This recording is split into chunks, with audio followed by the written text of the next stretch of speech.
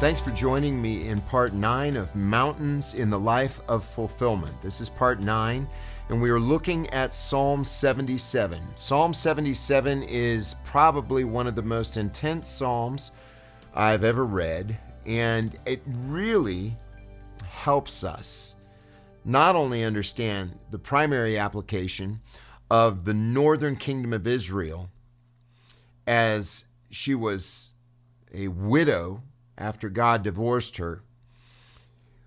And it prophesies, of course, of the Messianic kingdom. But it also deals with our own individual mountains of struggle.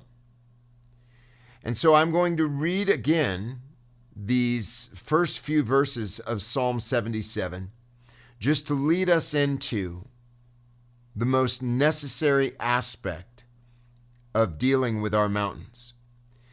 And I would suggest, based upon the scripture, that the goal is not necessarily in our lives and struggles with addictions, these areas of disobedience that cause us tremendous pain. I would suggest that the primary goal is not necessarily eliminating the mountain, but how the fullness of joy in the presence and face of Jesus Christ enables us to deal with the mountain. Okay? And I know that probably seems foreign to many of you because your greatest goal in life is what?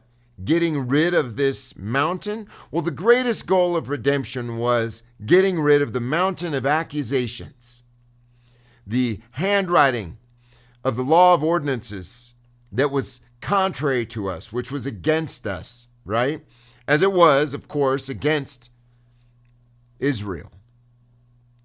Bringing Israel into the presence of Jesus Christ face to face was the number one goal, bringing her into right relationship. And so through faith in Jesus Christ, we are also in right relationship with him. Perfect, unhindered relationship that never is hindered. However, our experience of it is hindered by virtue of the fact that we feel depleted in the midst of our mountains, our areas of disobedience, our vices. It doesn't change his view of us, but it changes our experience of his view of us. So let's read Psalm 77. Again, this is repetition, but I feel it's necessary.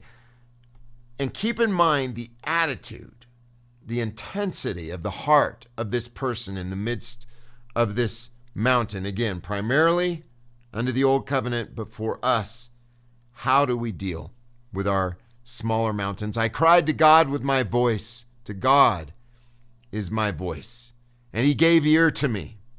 That's the guarantee. The heart that is poured out unto God. In the day of my trouble, I sought the Lord. My hand was poured in the night and ceased not. My soul refused to be comforted. We've talked about that. I remembered God and was troubled. Sometimes that is the case.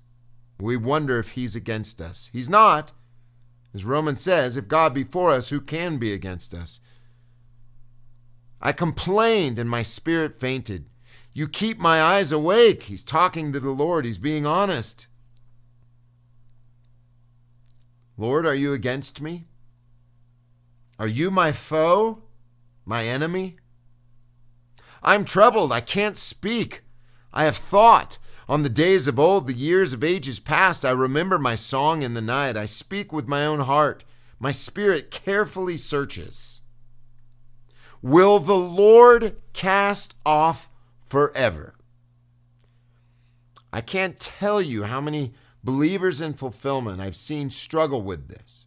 Of course, even when I was a futurist, having seen all these promises afar off as unfulfilled, we dealt with these struggles as well. So it's no different.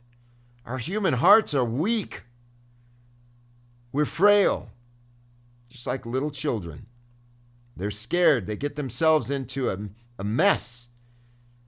And at the end, they're just frantically seeking for their parent. Will the Lord cast us off forever? And will he be favorable no more? Is his mercy gone forever?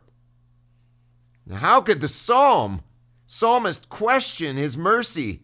Psalm 136, for his mercy endures forever. Lamentations 3. His mercies are new every morning. This is the reality of the kingdom. Is his mercy gone forever? Has his word failed for all generations? It's scary. Don't feel bad for asking those questions. God wants his children authentic, not irreverent, authentic. There's a very big difference. Has God forgotten to be gracious? What a question, right? Doesn't that seem irreverent? But it's not. These are true questions of God's children. Has he in anger shut up his tender mercies? And I said, this is my weakness, the years of the right hand of the Most High. And here's where we get into the good stuff. In these valleys, in these moments of treachery, these moments of confusion, these feelings of being confounded and dismayed and lost, as if God is merciless, as if he has forgotten us, as if he has forgotten to be gracious, what do we do? This is messianic. I will remember the works of the Lord. The finished works of the Lord. The work of Christ. The work of the eternal, once for all sacrifice of Messiah. That is the work of the Lord. This is messianic.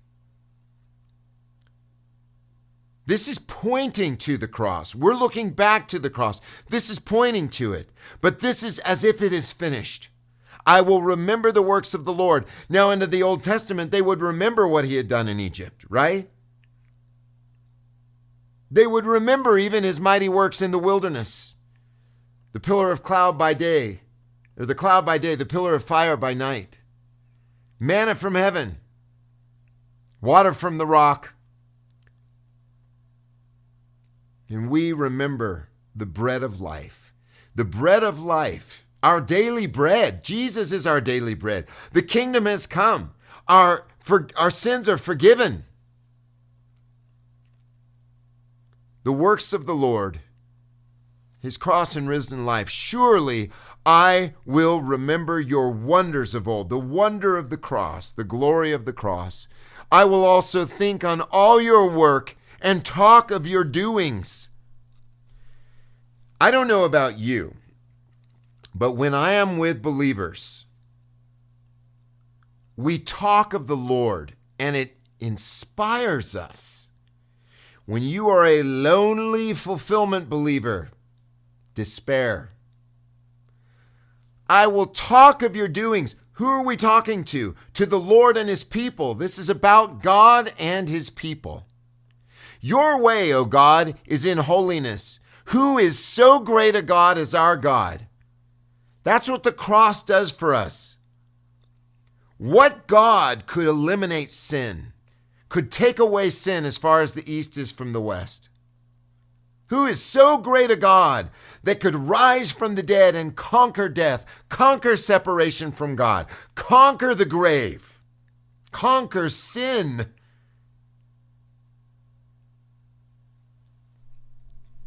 You are the God who does wonders. This is about the cross. God forbid, Paul said, that I should glory, save in the cross of our Lord Jesus Christ, by whom the world is crucified unto me and I unto the world. What God has done a wonder like that?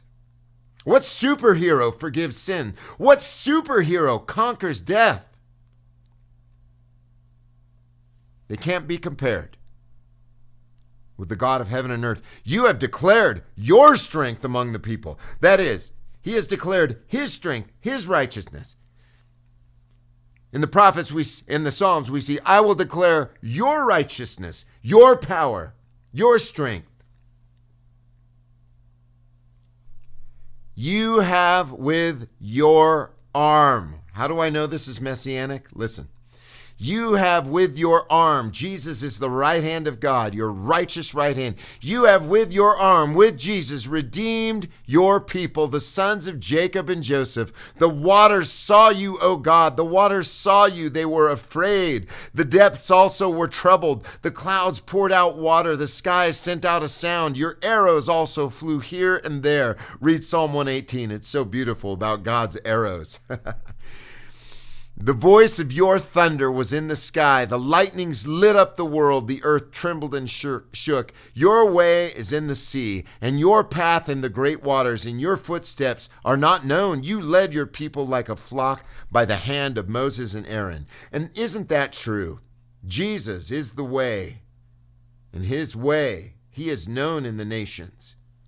The sea, the abundance of the sea would be converted to him. He stills the sea. Peace, be still. What manner of man is this, that even the waves and the wind obey him? He stilled our hearts. He gave us rest. He caused us who were enemies to submit to him. And he can cause our mountains to submit to him. He can cast those troubling mountains into the depths of the sea. What a beautiful passage. But we are called to cry unto him. We are called to wear him down. Wearing the Almighty down. Sometimes we give up pleading. He's forgotten me. I'm going to stop praying. I'm going to stop pleading. He won't answer my prayer. He won't get rid of my mountain. If anyone knows mountains, I'm not trying to act all boastful. But oh boy, I've had a mountain since 1999.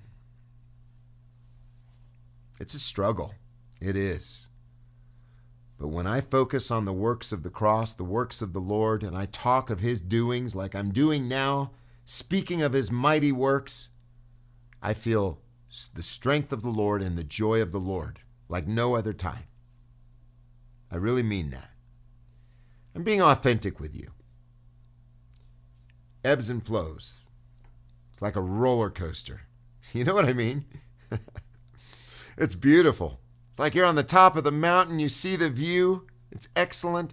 And then all of a sudden you're going down and it's exciting. Okay, Lord, what are you going to do? And then you're down there and your heart, your stomach are just going up and down. And it's troubling. Ebbs and flows.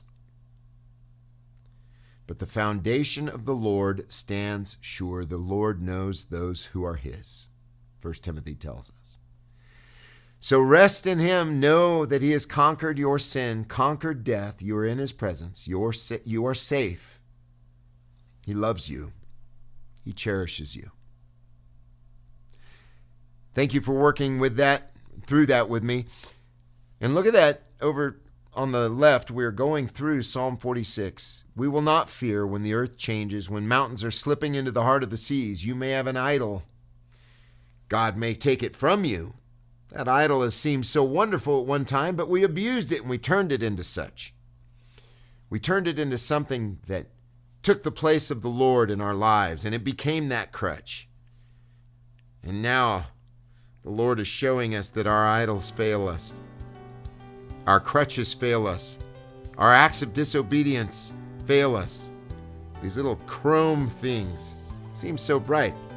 You know, we as kids look at bright things. Oh, that's so neat.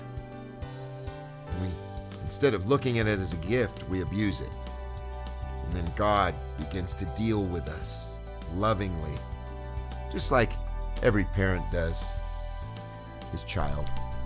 God bless you. Stick around for episode 10.